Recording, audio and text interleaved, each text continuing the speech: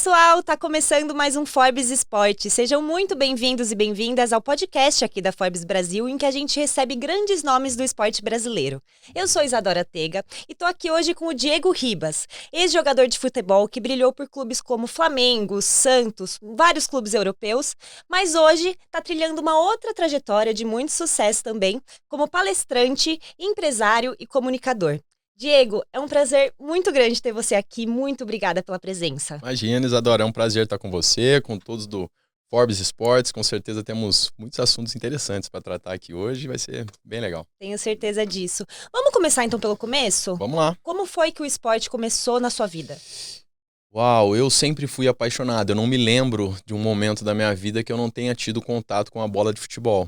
E depois fui tendo, assim, vontade de praticar outros esportes também. Joguei tênis na minha adolescência. Então eu acredito que já veio de família mesmo. Meu pai sempre me incentivou. O primeiro presente dele para mim foi, obviamente, uma bola de futebol, apaixonado pelo futebol. E eu assim, conectei muito forte com isso. A partir dali ele não precisou me incentivar tanto para que eu acordasse e dormisse com a bola de futebol. Então começou ali já com 2, 3 anos de idade, assim, que eu me lembro já de alguma coisa jogando futebol dentro de casa. Não dá nem pra pensar realmente no Diego sem o futebol mesmo. Não consigo, já me fizeram essa pergunta assim, sem o esporte principalmente, sabe? E o futebol, claro, me trouxe muitos ensinamentos, então sempre foi o meu brinquedo favorito, a bola de futebol, a minha diversão predileta, jogar futebol com os meus amigos, então é um grande prazer que eu sempre tive. E você começou a sua carreira lá em Ribeirão Preto, certo? Isso. No comercial? Comercial, antes eu joguei num clube ainda, uma escolinha mogiana, Tá. Depois o clube mesmo que eu fui, o comercial de Ribeirão Preto, ali iniciou tudo. Eu acho que todo mundo que tá ouvindo a gente aqui lembra muito de você no Santos, Sim, né? com certeza. Só que você começou muito cedo lá também, né? Com 16 anos. Comecei. Eu fui para Santos com 11 anos de idade, saí de Ribeirão Preto para morar lá no alojamento. Aos 16 anos estreiei no profissional e aos 17 campeão brasileiro, um título muito importante, que foi onde tudo aconteceu, assim, em termos de fama e conquista, assim, na minha vida. Foi a primeira grande conquista, né? Caramba, e como que lida com tudo isso, jogar profissionalmente, para começo de conversa, jogar profissionalmente num clube do tamanho do Santos, com 16 anos, e ser campeão brasileiro com 17, como que fica a cabeça de um adolescente? Eu tive a felicidade de ter meus pais sempre muito próximos, né? Meu pai e minha mãe sempre junto comigo. Meu pai foi meu empresário a carreira toda. Então isso me ajudava muito a manter os pés no chão e continuar com aquela mentalidade do garoto, que foi a essência de tudo, sempre foi a diversão, né? Através do futebol. E apesar da fama, do dinheiro, eu consegui manter isso.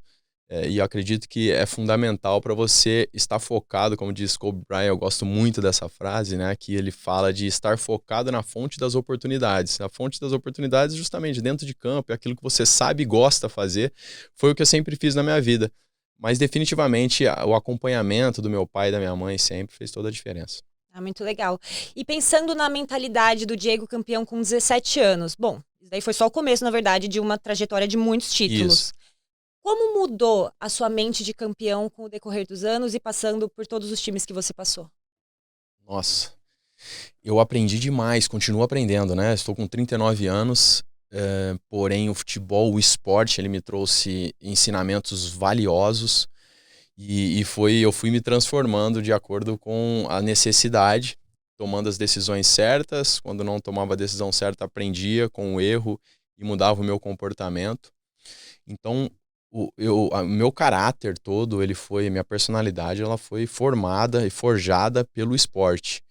E eu diria que talvez os principais foi a questão da liderança, né? De ajustar a minha personalidade, a minha ousadia, a minha coragem, mas colocar uma dose de domínio próprio, de equilíbrio dentro de tudo isso, para que eu pudesse ser eficiente naquilo que eu me propunha a fazer, para que eu pudesse me relacionar bem com os meus companheiros, com o meu treinador e usar essa minha liderança de forma correta, né?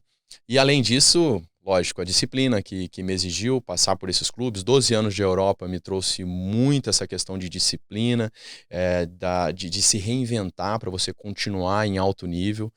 E depois o Flamengo, né, dividindo um pouco as fases da minha vida, falamos do começo ali do Santos, 12 anos de Europa, e o Flamengo me trouxe todos os desafios. É como se tudo que eu vivia ali muitos discursos, né, que as pessoas ouviam eu fazer, fosse colocado à prova, através realmente da experiência, de lesões, de críticas, dificuldades, conquistas, e tudo isso, saber lidar, administrar tudo isso e seguir em frente, apesar do desconforto, das dificuldades, o Flamengo me trouxe isso. Então, me fortaleceu ainda mais, me deu ainda mais coragem, me deu ainda mais fé de que muitas vezes o impossível, visto por muitas pessoas, ele acontece. Mas é preciso ter um comportamento adequado para isso. E lá eu aprendi a fazer isso. Em alguns momentos eu perdi o controle da situação e me sobrou assim, o controle do meu comportamento e a fé de que algo, como foi, por exemplo, na minha lesão, pudesse acontecer de forma extraordinária. Então esses são alguns ensinamentos que eu tive com o esporte que moldou meu caráter. Muito legal. E, cara, realmente, né? Muitos títulos, muita coisa realmente que você conquistou na sua carreira. Como que você se mantinha motivado? Mesmo assim, porque a gente pensa, né? Você chegou aí para a seleção brasileira. Muita gente considera o ápice do que um jogador pode chegar, né? Sem contar em bola de ouro, essas coisas. Mas você realmente, de fato, teve uma carreira muito vitoriosa. Pensando agora na sua última passagem no Flamengo, o que te manteve motivado a sempre ir atrás de mais um desafio? Exatamente isso. O que me move até hoje, e por isso eu estou vivendo tudo que estou vivendo nesse novo ciclo, poderia estar tranquilamente na minha Curtindo a casa, só curtindo a aposentadoria. aposentadoria, mas o curtir, para mim, o prazer está justamente em se desafiar.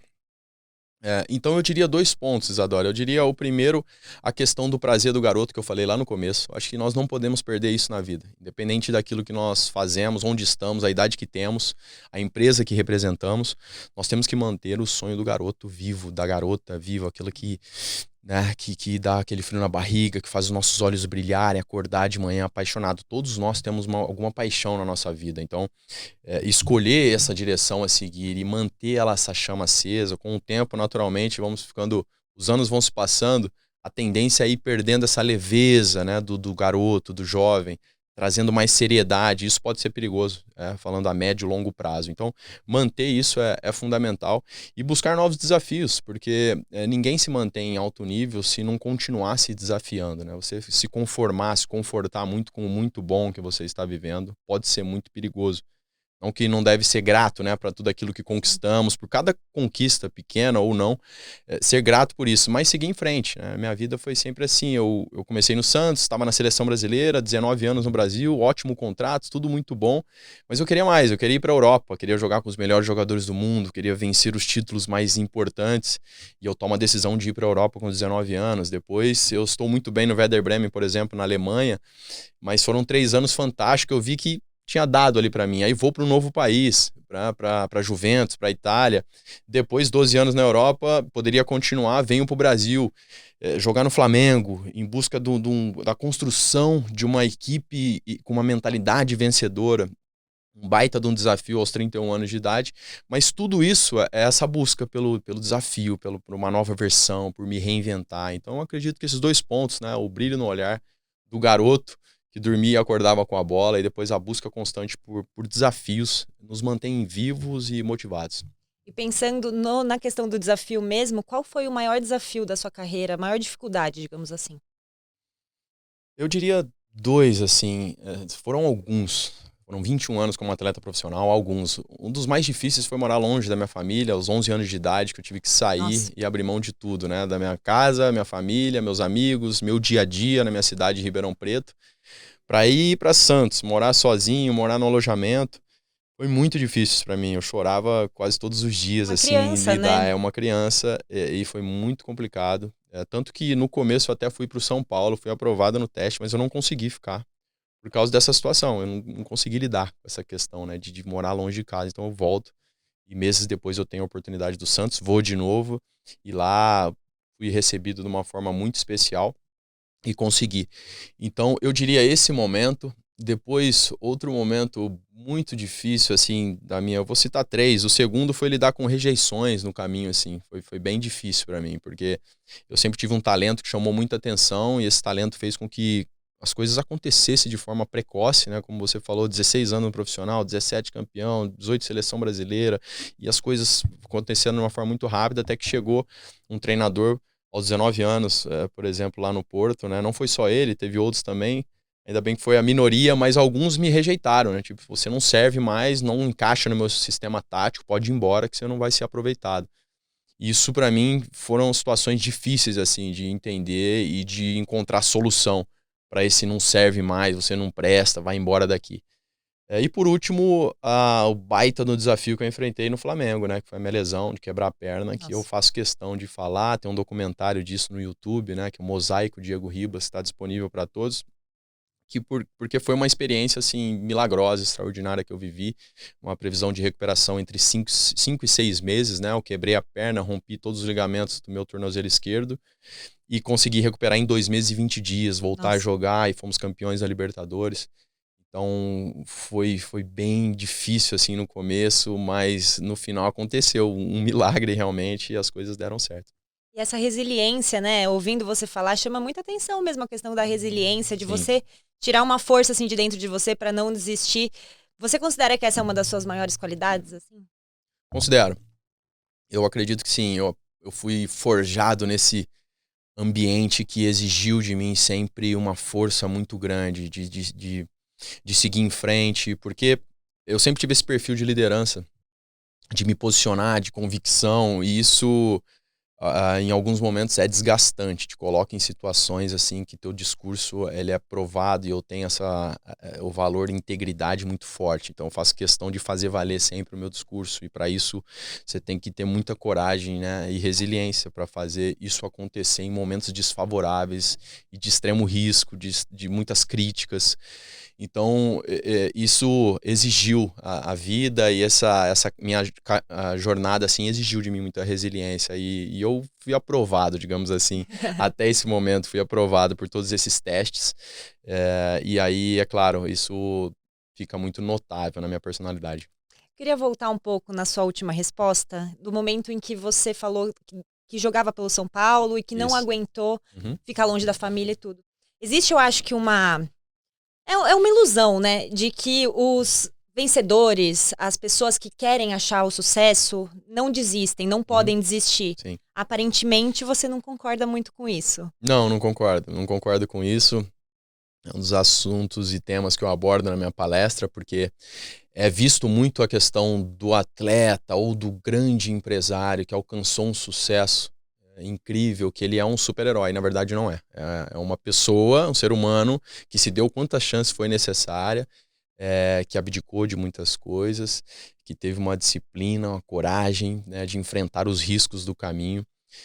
E se deu quantas chances foi necessária nesse processo. Aí que está a grande diferença. Então, o que eu digo para as pessoas é que os campeões, os vencedores, eles desistem até em algum momento, né? Mas eles desistem de planos, de estratégias, não desistem do grande sonho. Legal. Eu, aos 11 anos de idade, eu desisti. A minha decisão foi, eu não consigo ficar mais aqui, eu quero voltar para minha casa. E aí eu volto para minha casa.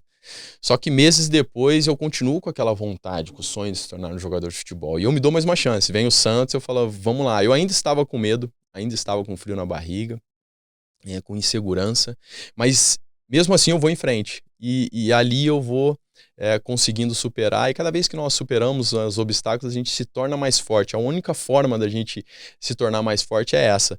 Então foi o que eu fiz. Por isso eu digo para as pessoas, né, se você está preso em alguma frustração de desistência do caminho, cara, se dê uma nova chance.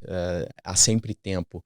E nós somos muito bons, né, em dar nova chance para as pessoas que estão ao nosso redor, amigos, familiares, se você for ver, somos muito empáticos, mas muitas vezes conosco somos cruéis. Você não merece, Autocobrança você não absurda. consegue, você não pode, errou de novo. E eu não gosto disso, eu acho que todos nós merecemos nova chance. E enquanto nós nos dermos uma nova chance, nossos sonhos estão vivos. Nossa, mas como que faz para não se cobrar nesse nível assim? Porque você olha hoje em dia, 2024, é cobrança para tudo quanto é lado, né? Sim, Todo mundo com ansiedade, aquela é. loucura. Como que faz para manter a cabeça no lugar? Eu creio, Isadora, que essa cobrança ela vem muito da comparação. Hoje nós temos um grande problema, que é a comparação constante através das redes sociais. Então essa comparação traz uma autocobrança, a sensação de que você está sempre atrás, porque naturalmente olhamos para aqueles que, de certa forma, têm um destaque maior. Eu não diria estão à frente, porque não existe estão à frente. Cada um tem a sua realidade, o seu momento. Então, você respeitar isso e usar as comparações como referência de onde você quer chegar, mas não como um sinal de que você está atrasado. E a maioria das pessoas fazem isso. Isso gera uma ansiedade muito grande, isso gera sempre aquela sensação de tá faltando algo, e ele já chegou, ele já tem um emprego, ele já tem a casa, ele já tem a oportunidade, ele já tem o carro, ele já faz a viagem que eu queria.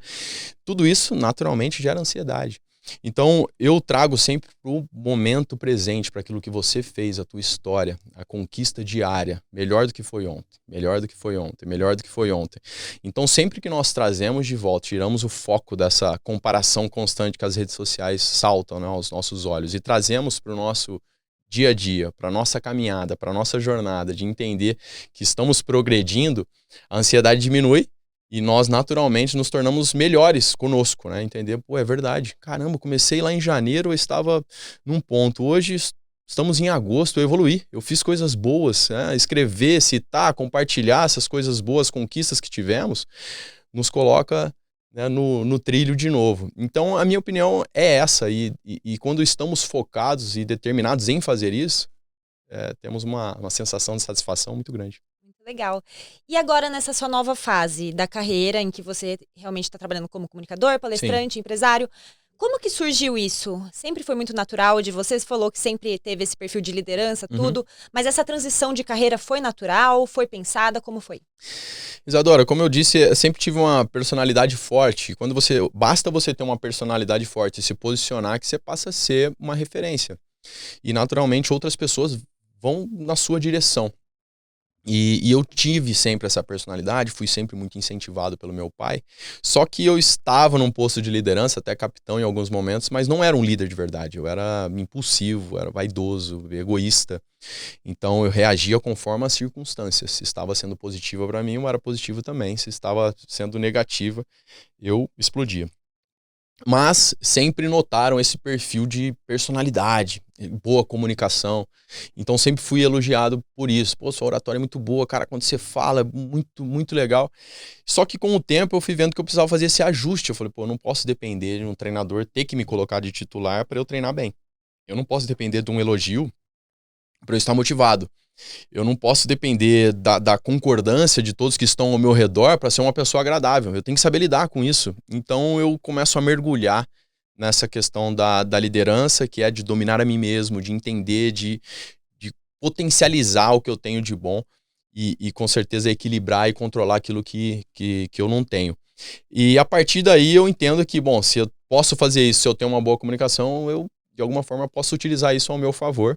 E eu acho que tudo na vida é sobre servir, você usar suas habilidades para fazer aquilo que você é apaixonado, mas acima de tudo servir as pessoas, e foi onde eu cheguei na palestra, através da área da comunicação em geral. Tenho meu podcast também, mentoria, o Diego palestrante também, como comentarista, para poder servir, levar as minhas ideias, fazer as pessoas refletirem, transmitir para elas as experiências que eu vivi, os aprendizados, né, que eu tive durante toda essa carreira, que eu estou tendo agora.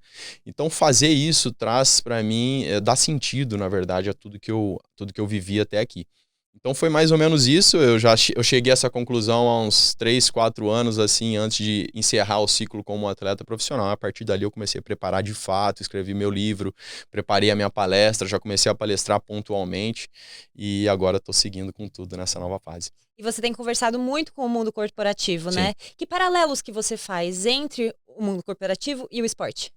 São muitos. Eu gosto, como já falei aqui, sobre a questão da liderança, de saber liderar, saber motivar, inspirar a sua equipe, lidar com perfis diferentes, né, de pessoas, aquele que precisa ser mais desafiado, aquele que precisa ser mais elogiado, lidar com o ambiente, com momentos de pressão decisivos. Eu fui forjado, como eu disse, nesse ambiente, né, que é o estádio, a cobrança, a crítica, o elogio, simultâneo praticamente, né? Você errou, você é criticado ali dentro de um estádio com 70 mil pessoas, você acertou, você é elogiado.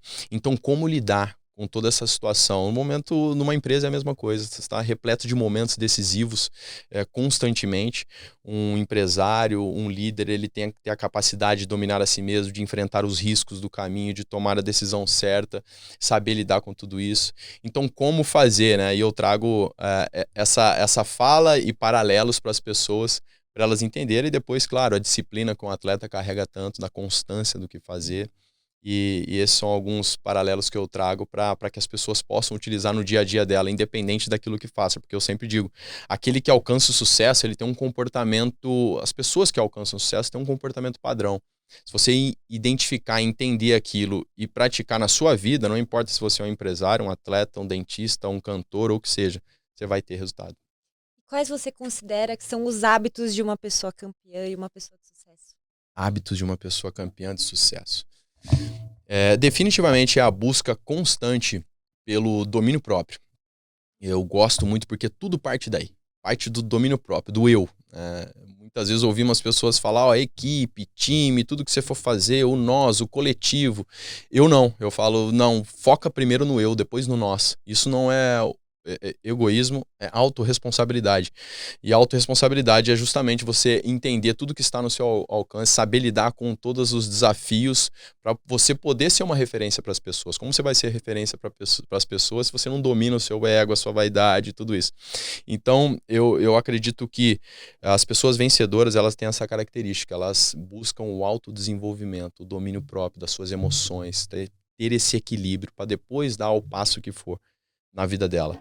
Obviamente, uma vida saudável, prática de exercício, alimentação saudável, respeitar o sono. Isso faz parte de uma rotina de uma pessoa vencedora e essa coragem, né, para enfrentar os riscos. Porque depois de fazer tudo isso, você pode se preparar, fazer o que for, mas a coragem de dar o passo, de colocar em prática tudo aquilo que você estudou, que você preparou, é fundamental. Porque senão você não sai dessa preparação, você não sai do quase. E essa coragem para enfrentar os riscos é sempre fundamental. Ouvindo a questão do autodomínio, né, e tal, eu fico pensando aqui, como para um jogador de futebol, isso deve ser, assim, para todo mundo, eu acho que é um grande desafio, né, ter esse autoconhecimento mesmo. Mas para um jogador de futebol que tá ali, nossa, eu acho que é uma das profissões que tem uma pressão mais Sim. bizarra, assim, né, de torcida, patrocínio, de tudo, do clube. Sim. Como que você descobriu essa fórmula de se autodominar e como que você lidou com esses momentos de cobrança extrema na sua carreira? Ótima pergunta. Eu vivi isso, a minha vida inteira, como você falou, é uma cobrança muito forte, principalmente no Brasil, né? Nossa mentalidade passa do ponto dessa cobrança imediata pelo resultado e caso ele não venha, como se não existisse adversário e nada, né? Você é cobrado como se fosse uma obrigação sempre vencer, e não é. A obrigação é você querer vencer e fazer tudo para que aquilo aconteça, mas se está enfrentando algumas situações que são incontroláveis, como o desempenho do adversário, por exemplo. E lidar com tudo isso sempre foi muito desafiador para mim. Eu encontrei o equilíbrio na espiritualidade. Essa é a minha base de uma fé inabalável, de entender que pode parecer o fim, mas se você se mantiver firme, fazer o certo quantas vezes for necessária, o quadro pode ser, assim, terrível, que ele se reverte em algum momento. E eu encontrei essa força, essa esperança na espiritualidade. Eu sou fã de Jesus, eu falo para as pessoas do comportamento, como ser humano mesmo, eu sou, assim, apaixonado. E isso fez com que eu tivesse ainda mais resiliência, ainda mais comportamento, ainda mais integridade. E faz toda a diferença na minha vida e é o que eu pratico todos os dias, independente daquilo que eu escolha fazer. Bom, falamos agora da questão de se autodominar. Sim. Mas vamos puxar agora também um pouco para o trabalho em equipe, que eu Isso. acredito que também, sem as pessoas, a gente acaba que não consegue fazer muita coisa, né? Definitivamente. A importância disso no futebol é meio clara, afinal a gente está falando em um time. Mas e na vida corporativa? O que você busca levar sobre trabalho em equipe nas suas palestras?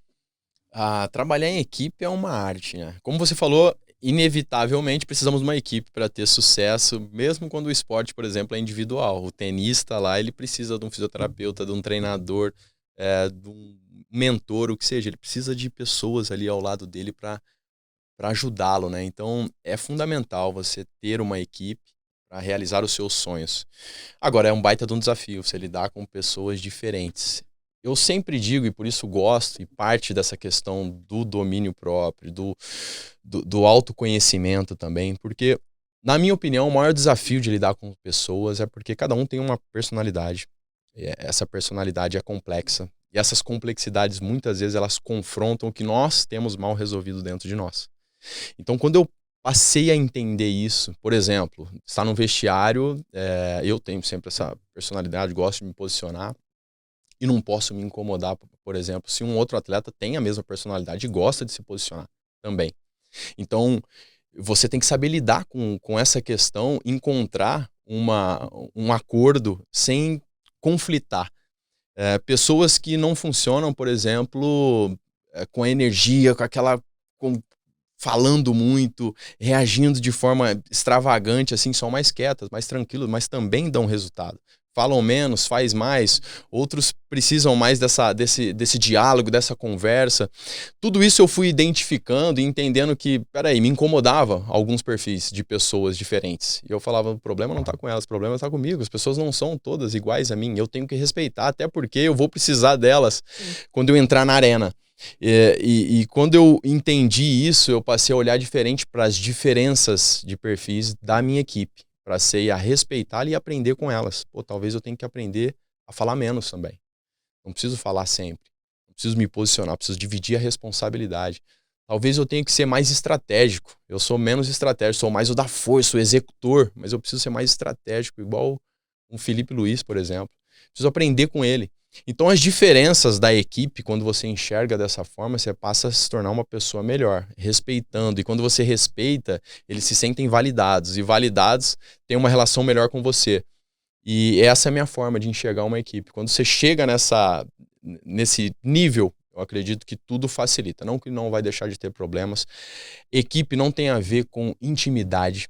Nós não somos íntimos de todos os companheiros de equipe, mas nós não dependemos de intimidade para ter respeito. Então, mesmo não indo jantar todos os dias com alguns companheiros de equipe, eu tinha respeito por eles, porque eu sabia que lá dentro, como eu disse, eu ia precisar, quando escolhi os 11 jogadores, estamos dentro de campo, não era minha família, não era muitas vezes meus melhores amigos que estariam ali para defender o meu sonho, seria a minha equipe. Então a minha equipe merece todo o meu respeito. E eu agradecia sempre a minha equipe constantemente, sempre que eu tinha oportunidade. E quando eu vejo dessa forma, bom, aí passa a ser tudo diferente essa relação. E nesse contexto de personalidades diferentes, você, com essa personalidade mais de liderança, você acredita que uma pessoa, ela nasce com isso, é nato dela, a liderança, ou ela pode ir aprimorando isso com o tempo? Definitivamente ela pode ir aprimorando, né? Eu brinco dizendo, a gente não aprende nem, não nasce sabendo nem falar, nem andar, por exemplo. Nós temos que aprender. E aprendemos tudo, desenvolvemos tudo. Uns vão precisar de mais tempo para desenvolver essa habilidade da liderança. Outros menos. Outros já têm facilidade na oratória, na comunicação, na personalidade. Outros nem tanto, não importa. A verdade é que nós temos personalidades e cada um tem que entender qual o perfil de liderança que se enquadra com a minha personalidade. Essa que é a diferença. Não é todo líder que tem que ficar falando muito, se posicionando. Enfim, cada um tem a sua forma de liderar. É importante desenvolver essas habilidades, né? Algumas são fundamentais, como essa da boa comunicação, né? Porque a comunicação é tudo numa liderança, no dia a dia. Você tem que saber se comunicar, você tem que saber lidar com assuntos desconfortáveis, você tem que saber ser confrontado. Então, tudo isso é necessário. E a pessoa que está num posto de liderança, ela pode treinar, pode se desenvolver e com certeza é possível. Isso você acredita que vale para todas as outras habilidades que são essenciais para uma pessoa ter sucesso, por exemplo. Então, a liderança, a disciplina também dá para você se forçar a ser disciplinado, porque muita gente tem muita dificuldade com isso, né? Pensando num contexto assim de Sim. exercício físico no dia a dia. Nossa, tem muita gente que tem muita dificuldade mesmo de manter isso como um hábito. Você acha que dá realmente? Como que faz para virar essa chavinha da disciplina? Isadora, eu acho que tudo é possível. Tudo é possível. Eu já vi transformações dentro do esporte. Pessoas também que estavam desacreditadas e que conseguiram uma transformação. Para isso, nós vamos precisar de outras pessoas. Nós aprendemos a ser líder com outros líderes. Eu aprendi isso na minha vida. Teve líderes que mudaram a minha vida. Um treinador da Alemanha, por exemplo, que eu fui rejeitado por um treinador quando eu estava em Portugal. Você não serve mais, vai embora daqui. Me mandou embora praticamente. Eu vou para outro clube na Europa, na Alemanha, e depois de ser rejeitado, eu sou abraçado. Um outro treinador fala para esse mesmo jogador: você é sensacional, você vai fazer uma temporada incrível aqui, você é super talentoso. Enfim, a postura dele transformou de alguma forma a minha maneira de enxergar a situação. 2 anos depois, eu estava listado entre os melhores jogadores do mundo, através de uma liderança, de um líder que entendeu, de que teve uma visão, e eu tive o compromisso. Eu sempre digo isso: quando existe a visão de um líder, o compromisso do liderado, milagres acontecem. E aconteceu. 2 anos depois de um treinador falar que eu não sirvo, eu sou listado pela FIFA entre os 23 melhores jogadores do mundo. Então, assim, se você tem um contato com a pessoa certa e está disposto a pagar o preço, é aí que está a grande diferença. Disposto a pagar o preço, porque nós sonhamos, ouvimos de pessoas: Isadora, você é super talentosa, você fala bem, você é inteligente, você é corajosa. Mas se a Isadora não estiver disposto a pagar o preço de você vai ser uma apresentadora de um programa fantástico, coisas maravilhosas vão acontecer, você vai assinar contratos milionários, tudo isso vai falar e vai fazer sentido. Só que se você não estiver disposto a pagar esse preço, não acontece, vai ficar só nessa visão de alguns minutos. Caramba, que legal que ele falou, muito bacana. Então, são decisões. Se a pessoa é essa aí que você falou, pô, você tem muita dificuldade de ter disciplina, tudo, se ela busca alguma forma de mudar, acredita e realmente paga o preço, acontece. Então é dessa forma que eu vejo. Nada é impossível para ninguém, desde que você esteja disposto a pagar o preço. E qual que é o preço do sucesso? O preço do sucesso, ele começa com renúncia.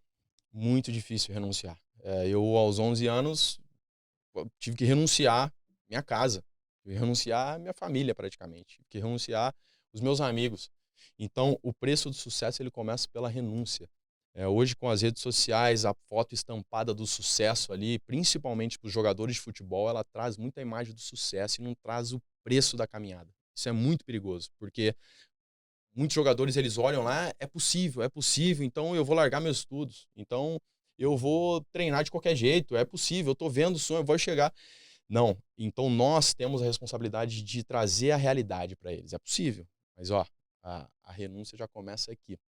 Você vai ter que pagar um preço forte, você está disposto? Os seus estudos você vai precisar de algum momento, essa carreira não é eterna, você vai precisar de decisões que precisam do seu cognitivo, e cognitivo se desenvolve através de estudo. Você vai precisar de uma boa comunicação, falar outro idioma. Então o estudo, ele é necessário. Você não vai ser jogador também, se for, para a vida inteira. Então trazer a responsabilidade desse preço que tem que se pagar é uma responsabilidade, né, que nós temos e que tem que ser feito. Então, a renúncia é o principal, talvez, né, que tem que se entender. E depois essa capacidade de você transformar o teu conhecimento em ações. Porque muitos ficam no conhecimento, leem livros, fazem cursos, falam com pessoas, fazem de tudo, mas depois, para dar o próximo passo, de ter a ação, de colocar em prática tudo aquilo que ele aprendeu, ficam esperando 100% de certeza. Não existe 100% de certeza Em para nada, acontecer né? isso. Não Absolutamente existe. nada. Por mais que eu me prepare, que eu vejo, pô, é possível vencer esse jogo, é possível fazer esse gol. Mas pode ser que eu não vença, que o adversário jogue melhor que eu em algum momento, a minha bola bate na trave, a dele bate na trave e entra. Pode ser que eu erre um domínio e não consigo fazer o gol que eu parecia que ia acontecer, e eu me preparei, eu estava focado, eu estava concentrado, mas não aconteceu. Então, esperar o 100% de certeza para agir é um perigo, é um dos motivos que tem deixado pessoas aí à beira do sucesso, mas não chega lá. Então, eu diria a renúncia em primeiro lugar, e diria essa coragem de transformar conhecimento em ação. O sucesso, ele tem uma definição que é bem literal, né? Que Aham. todo mundo sabe. Assim, a gente pode traduzir isso no futebol em títulos, por exemplo. Mas o sucesso tem algum outro significado para você, Diego, como pessoa física? Totalmente, totalmente. O sucesso para mim, Isadora, é eu me manter fiel aos meus princípios e valores, independentes das circunstâncias. Isso é sucesso. Porque pode ser que eu não assine alguns contratos na minha vida, pode ser que eu seja obrigado a confrontar algumas situações e pessoas, e isso seja desagradável, com todo o respeito. Mas eu me manter fiel aos meus princípios e valores, independente de dinheiro, de fama ou de poder, Isso é sucesso para mim. E depois manter a minha família intacta. O meu relacionamento. Essa é a minha principal empresa. Então eu sou marido da Bruna, né, que é a minha namorada lá, quando eu morava no Santos, com 14 anos de idade. Tenho 3 filhos, então, assim, enquanto eu me manter essa empresa aqui saudável, eu estou sendo bem sucedido. E, obviamente, eu falei disso, mas não deixo de falar do trabalho. Sucesso naquilo que eu me proponho a fazer também é um dos pilares, porque eu acredito que a vida é sobre isso, é você se desafiar, trabalhar, fazer por merecer, até porque eu estou educando meus filhos quando eu saio de casa para trabalhar, para fazer tudo que eu faço. Mas, acima de tudo, é proteger isso que eu falei, a minha integridade, proteger a minha família e fazer com excelência aquilo que eu me proponho a fazer. Isso é ter sucesso. Ai, muito bom. E você tem usado suas redes sociais para compartilhar alguns pensamentos e tudo, algumas frases, e eu selecionei uma que eu queria que você falasse Legal? sobre ela. Não é o mais forte que vence, mas sim o que melhor se adapta. Eu queria saber como que faz para a gente se adaptar, só que sem se anular. Muito bom. A frase partiu justamente, todas as frases que eu faço, eu fico refletindo sobre. Ou uma pessoa me fala alguma coisa, eu fico dentro de um contexto que ela falou, eu posso sintetizar isso, o que ela quis dizer exatamente, o que eu vivi, qual foi a fase da minha vida que eu precisei, eu explicaria coragem, eu explicaria disciplina dentro do que eu vivi.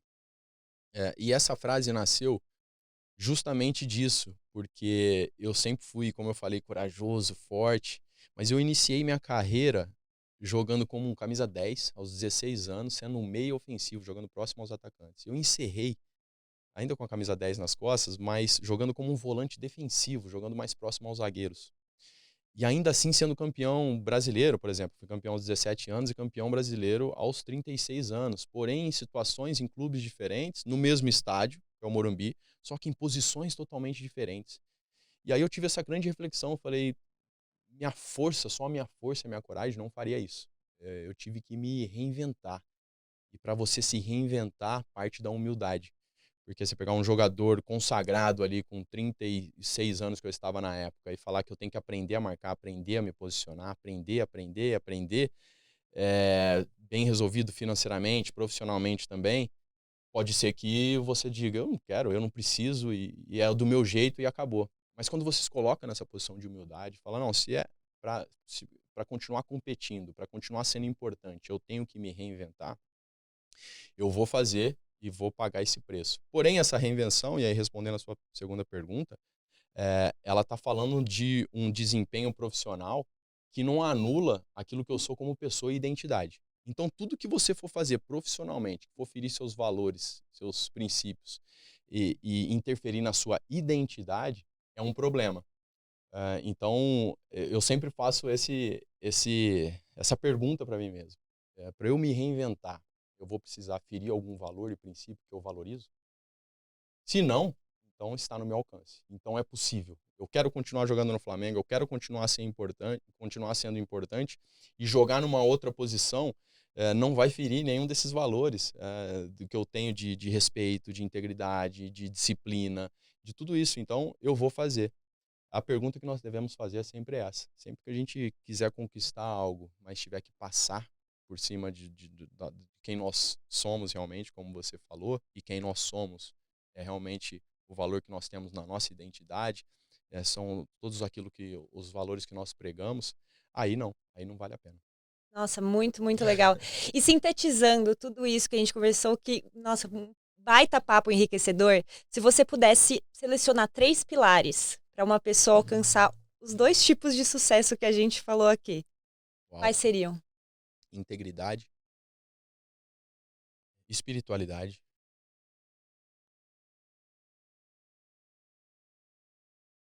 Difícil, né? Três, não, É difícil. vou selecionar os três. Integridade, espiritualidade. E essa aqui eu vou falar mesmo, assim, se dar uma nova chance. Eu gosto muito dessa frase, porque eu vejo que as pessoas travam em tentar de novo. As pessoas travam em recomeçar de alguma forma. Tem uma frase do Michael Jordan que ele fala assim, eu errei quase 9.000 vezes, Eu perdi mais de 300 jogos, 26 vezes eu fui chamado para fazer o arremesso final decisivo e eu errei.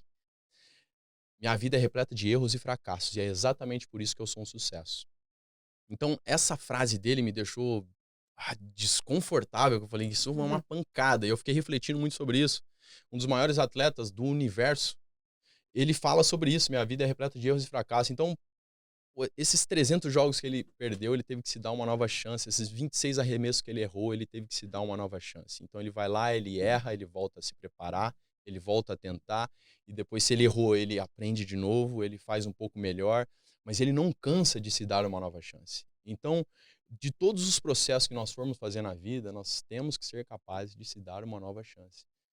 Para que as coisas aconteçam. Então, para mim, esses são os pilares. A integridade. Sem integridade, nada faz sentido, porque aí a tua conquista perde o valor.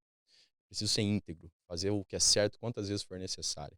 A espiritualidade é o que nos mantém em pé, e é comprovado cientificamente, parece assim,